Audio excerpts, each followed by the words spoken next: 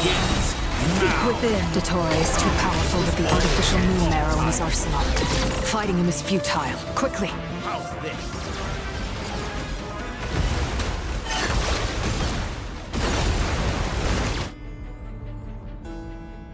Let's go. I've always thought it is wiser to flee than surrender.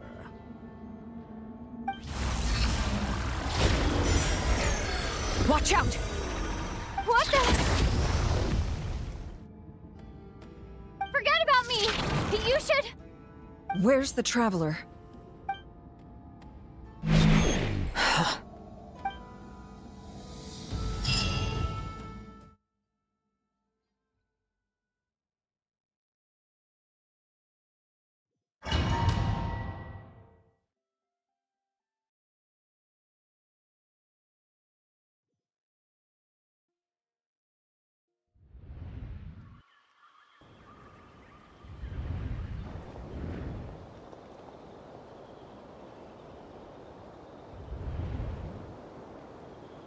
What just happened? Nasha Town? How did I get here? Strange. I remember being trapped by Dottore during the battle, and now, all of a sudden, I'm here. Something weird is going on. I guess I'll start by exploring the area. Traveler? What brings you here at this hour? Huh? What are you in the mood for today? A hot dog? Or something else? We've got some special discounts at the moment. Want to see the menu? Sorry, I'm not hungry right now. Ah. Well, feel free to take a seat for now. Let me know if you change your mind. Everyone seems to be acting normal. Am I just overthinking? Oh, darling, look who it is. One of our regular customers. Get the Traveler something to eat, would you, dear? Wait. Why is he talking like that? Well, I'd love to, but can't serve a customer unless they order something. Anyway, I take it your business is wrapped up? Yes, thankfully. It was a long trip, and it's left me feeling pretty exhausted. But the upshot is, I won't have to leave again for a good while. We can have some quality time to ourselves. Wait. These two are a couple? I see some kids around too. I didn't know they had a family. Hey there! I haven't seen you in ages! What's keeping you so busy? I've been looking forward to playing with you again. You forgot already? You're silly. Daddy brought you over to our house recently. We had some snacks together. What is she talking about? We've had a lot of customers over the last few days, so we've been real busy. And like my mom always says, some people are more than just customers. They're friends. Oh, another customer's arrived. I better go see what they want. This is all wrong. I never once heard the owner of this restaurant talk about their family. It certainly isn't a family-run business. And that child, I don't recognize her at all. Could this be a false memory? Very good. I knew you had it in you. Aren't you going to try the house special? When did he show up? No, none of this is real. You don't seem to like it here. That's fine.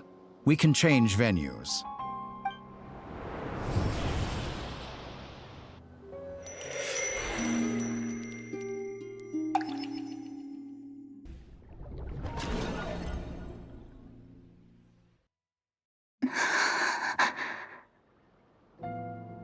Suddenly, I've been plunged into darkness, alone. It feels strange, as if something has grabbed hold of me. Is Dottore now powerful enough to interfere with space itself? Look at you, standing so still in total silence. I almost didn't recognize you. Hello there, traveler. He seems to be in a good mood. Wait, what's that behind him? Ah, so you noticed. This is the completed trilune. 2 primordial moon marrows and 1 artificial specimen. You are wary of it. Good. Maintain that reverence. You performed well in that recent battle. Brave and reckless as always. Courage is the sign of a true hero, and impulsiveness is the hallmark of those who strive to advance. I say this not to belittle you. Most creatures are far more timid by comparison. 3 moon marrows. Does that mean the artificial one is now complete too? Well spotted. What do you think? For a replica I built myself, I dare say it looks the part. Dottore, are you planting illusions in my mind? I have no interest in fooling your eyes. On the contrary, I hope to show you the true essence of all that you see before you. Is this not a beautiful city? People live in peace and find joy in their work. The streets are safe. People can even leave their doors unlocked at night. You might say it is the Elysium everyone dreams of. All available data indicates your values and worldview conform with the mainstream. This kind of society should be quite to your taste. False beauty is deceitful. Lies are to no one's taste. I wonder, is it your moral standards that are too high? Or your expectations of reality? Answer me this. If someone existed in a sweet dream from the moment they were born, a dream in which they never once felt pain, which do you think they would consider superior? The dream or the reality? That's pure sophistry. It has nothing to do with your actions. As I suspected. You have yet to understand all of this for what it really is. What do you want from me? You sound impatient. Do you think the only reason I'm keeping you is because I want something from you? If it's not, then why haven't you killed me yet? No one can stop you if you're as powerful as a god. I'm delighted you recognize that fact. I believe we last squared off in Sumeru. Ah, the memories. How time flies. You and I have both grown. I'm not surprised that Arlecchino and Sandrone worked with you. You've always a way of slowly but surely ingratiating yourself with all levels of society. People laud you as a hero, but I suspect there's more to it than that. Oh, but to be clear, I don't say that to flatter you. Do you always give your opponent an appraisal before you deal the final blow? Call it a long-time habit. I'm a researcher, and one of my duties is to give an objective assessment of my subjects. But you misunderstand. We are not opponents. Not at this moment. I just want to talk. Think back to Tartaglia, Arlecchino, Capitano, Colombina, and now even Sandrone.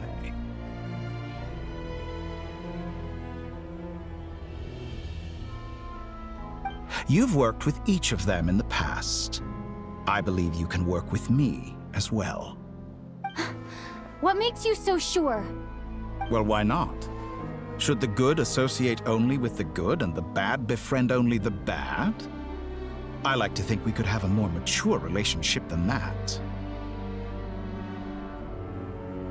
Surely you don't think all your relationships are grounded in friendship or shared ideals.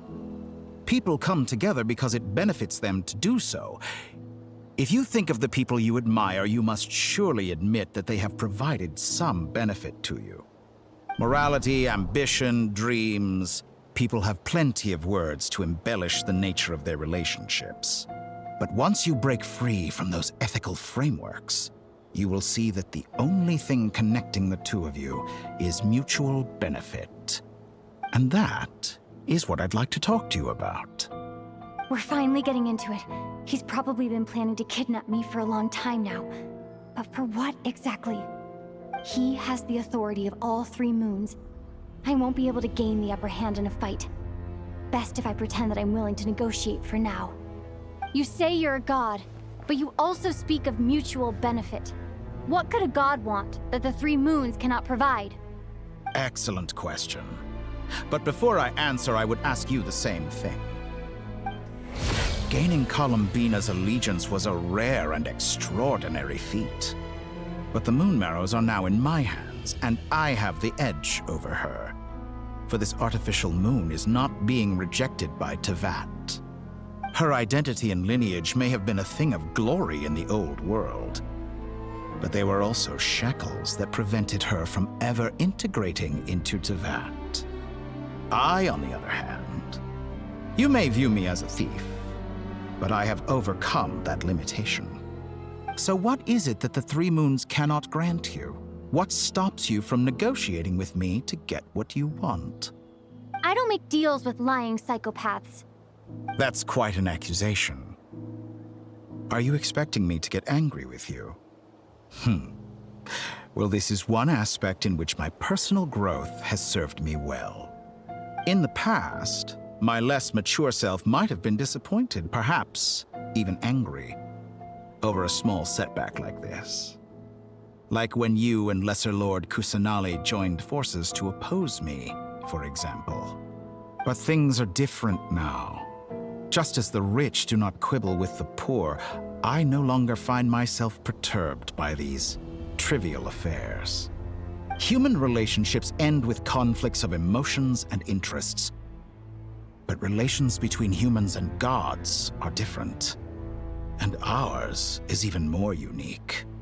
I have ascended to the highest heights and laid claim to unprecedented horizons. And you were no ordinary person to begin with.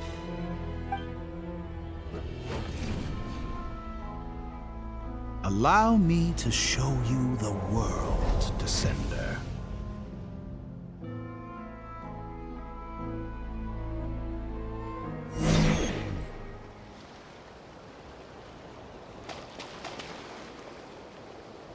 To stand, walk, jump, sit, and lie down. These are the most common of behaviors.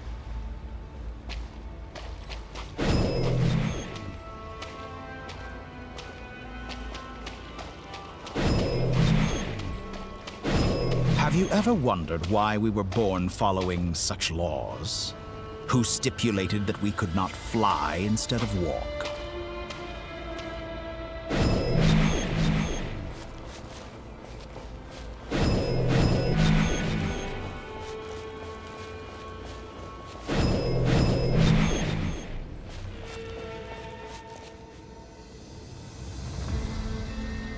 Someone of your talent and experience must surely know of the four great rulers who serve the heavenly principles. They govern life, death, time, and space. One wounded by a blade will die from blood loss or infection, and one who falls into a lake will drown in agony. The elderly wallow in solitude, and the solitary age faster. Eventually, new life is born, only to embark on the same path of suffering. These four divisions anchor the world and shackle those who live in it. But they themselves transcend its boundaries, squandering the power bestowed by the heavens. All who live yearn for equality, but unless the gods prostrate themselves and profess that they are mere servants of the living, equality can never exist. Who makes the rules we must live by? Who has the right to restrict us? The limits of the body can be rejected.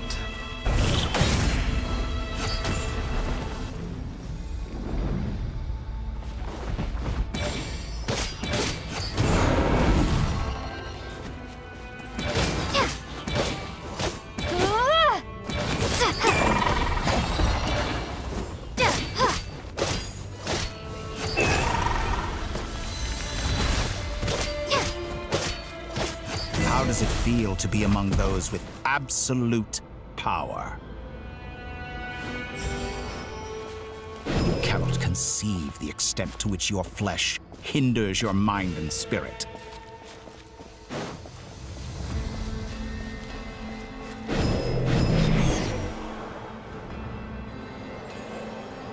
Only by discarding our useless, primitive eyes can we perceive a new world. How narrow-minded we all were in the past. Why should the final answer of the world not be the power that predates those of life, death, time, and space? The power of the Trilune. Through it, I have glimpsed new experimental possibilities. Nature suppressed, authority exiled, souls controlled.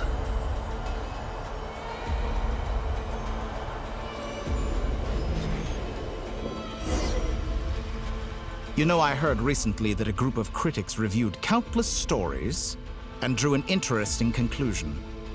They found that it is more often than not the villains who strive tirelessly to push the boundaries of progress. In fact, long before this, someone voiced a similar idea in an academia editorial. I felt a great affinity with this perspective. I have never been afraid to step up and play the role of the villain. Fanatics are trampled down for their transgressions, and those who transcend are rebuked for their audacity. And so, the majority of creatures are too timid to follow my lead. But all sacrifices made during my experiments have been worthwhile, as you can now see. I can offer you something new, something unique, precisely because I am a villain. Think about it. We are eternally bound through mutual interest. Can you truly say you would never turn to malice if it could give you the life you dream of? After all, what value do perfection and purity really have? They are fragile and feeble things, utterly tedious. I say, better to be governed by a flawed humanity than a gnosis. The true seeker of knowledge is the villain who undergoes countless tribulations in pursuit of their goal. I'm sure many people have told you that you're different. Because I'm a descender? Exactly. Very clever. But what has that got to do with you? I do not conceal my wicked deeds, my selfish desires, or my greed. A true researcher must act as I do if they are to understand and speak of the truth. And yet, a knowledge seeker like myself will inevitably grow tired of studying Tavat beyond a point. You have traveled to all corners of the world and met many people. Along the way, there have been moments when you were misunderstood or even became a wanted criminal. And all the while, you have spent your days doing some of the most mundane jobs in the world. You fight and toil, claim minuscule rewards from my friend Pantalone, then you fight some more, winning some battles and losing others as your search goes on. And this cycle continues, with no end in sight. Surely you must sometimes grow weary of being stuck in this same loop day after day. We're completely different. I embrace everything that life throws at me. I am engaged in every step of my journey. How does that make us different? I too embrace what life brings, researching everything that interests me. Think of all the novel things I've managed to create, like the artificial moon marrow. Don't you see? As unique a specimen as she was, even Columbina is not irreplaceable. Take that back. She's gone because of your actions. I didn't say that to anger you. Though admittedly, I don't see what there is to be angry about. Anything Columbina could do for you, I can do better. I know what your ultimate goal is. You wish to walk the path your brother walked and seek answers from him at the end of that journey, don't you? Someone like you could never understand what it feels like to care about another person the way I care about him. Perhaps not. But that doesn't mean I can't help. I could find your brother right now, bring him before you, and make him give you the answers you seek. Don't be so presumptuous. You'll never begin to understand the situation between us. Oh, no. This is no presumption. I'm only offering what I know is possible with the power of the Tri-Lune. But it seems like you would sooner continue with your journey through this world. Why? Do you truly desire this journey? Or is it simply a necessary process from which you cannot escape? Think of all the time and energy you have spent, everything you've had to endure just to make it this far. Is this really what you want? Or has your hand been forced by the promise of that final answer? Yes, you have made many friends. But do they ever spare a thought for the void in your heart and what it yearns for? What you want is not friends. It is family. But do they know this? I, on the other hand, am far more considerate. Join my experiment, and in return, I will bring your meaningless journey and all its struggles to an end. This is a malicious attempt to manipulate me. But at the same time, he's stating some very human truths. Of course, he's right about my predicament. How can I deny it? I have faced ungrateful strangers, never-ending troubles, an endless quest for answers. I want to see him. After everything I've been through, words can't describe how much I miss him. How much I want to be reunited with him. Wherever you are right now. Do you miss me too?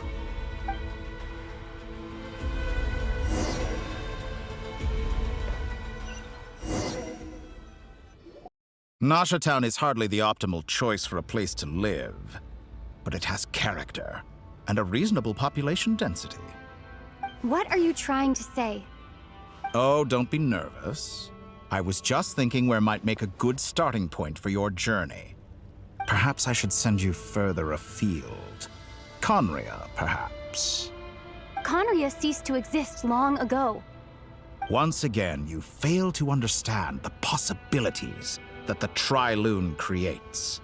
Anything that has existed in the past, I can now recreate. You simply do not wish to see that happen. That might be because you miss your sibling and fear getting answers that you are not ready to learn. But this is not for me to judge. If we are to collaborate, we need to maintain an amicable relationship. In a moment, you will be able to...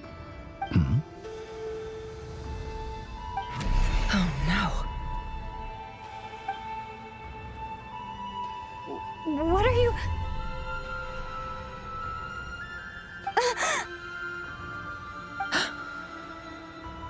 What are you gonna do? Don't move. Something unwanted has crept into... Oh? Gone as quickly as it came.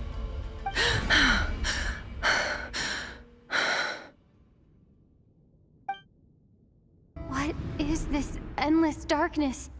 I can't see anything, even though my eyes are wide open. But why? What happened? Ah, sorry about that. I take it you didn't notice. Just now, a friend of yours took a little peek into your mind. Could it be Nefer? How did she do it? Did she use something as a medium to connect to me? Do you think she's aware of your current circumstances?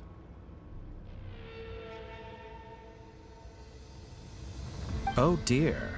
Have I stunned you into silence? I only wanted to slow down your time a little so I could stop your intruder in her tracks. It would have been nice to capture the spy. I must say, I'm finding the ability to adjust the flow of time rather intriguing. The moment you closed your eyes, time seemed to grow impossibly viscous, didn't it? A whole month passed before you opened your eyes again, but only for you. No one else was affected. I dare say this is something only a god can achieve. Point taken.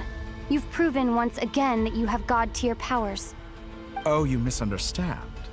This wasn't about proving a point. I was testing things out. I find I learn best by doing, and I have to admit, time is not the easiest dimension to control. I only wanted to make you sleep for a short while, but it ended up lasting a whole month. Clearly some finesse is required to wield the authority over time as I wish. I hope you're not angry with me. It was only a month's discrepancy, nothing too serious. Had I been off by a year, a decade, or even a century, that would have been quite a different story. You could have frozen me for millions of years. So much for collaboration. You aren't showing much sincerity. Millions of years? To what end? I wonder if you don't understand humans all that well. They are very pragmatic creatures who understand only that which they can perceive with their senses. If I had you sit here for a week, I imagine people might sympathize. But if I left you here for 100, 1,000, or 10,000 years, the sheer size of that number would cause it to lose all meaning to them. They would not have the capacity to comprehend your suffering, and thus they could not empathize. Unfortunately, while gods do exist in Tevat, it is ordinary humans that account for most of the population. Their lifespans are so limited, their bodies so fragile. Did you ever really hope that they could begin to understand someone like you? Your long life and unique origins make you fundamentally different from them. How long will it be before they start to treat you like the alien you are? Before you are ostracized, outcast? Alien. Even I feel bad for you sometimes. This world has made you into a slave. So many times you have served its will, and not once have the powers that be ever thought to grant you the one simple thing you wish for. You have been treated most unfairly. I can change that. I will grant you special privileges and give you back the status you rightly deserve as a descender.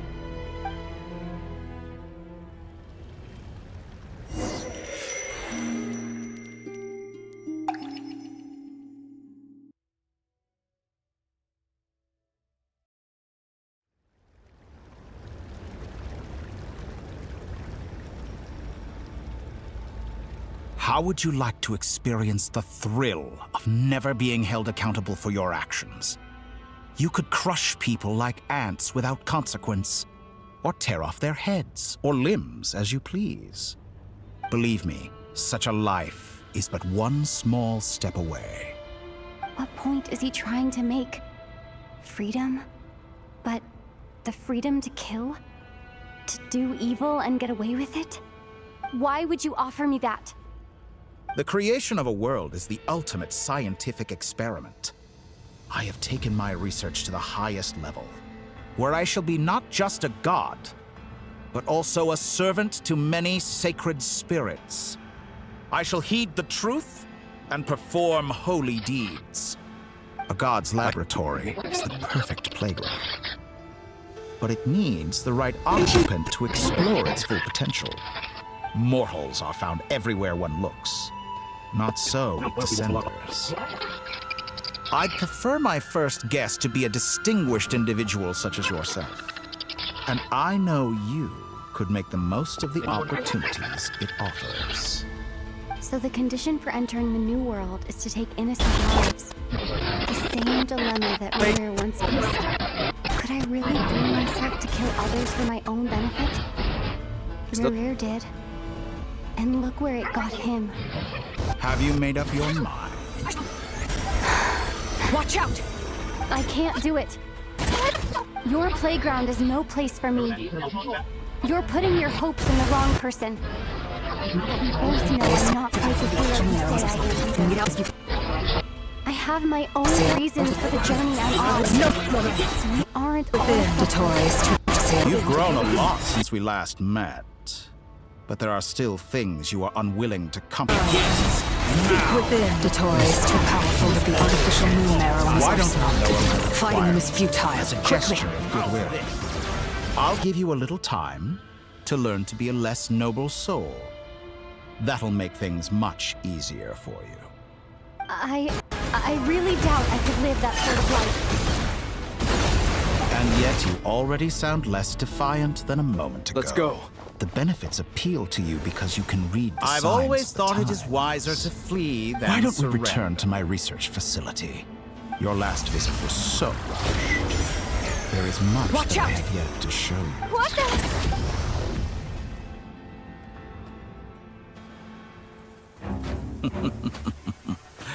Now to that question, Heroes don't attack from behind. Guess I'm no hero. This is most disappointing.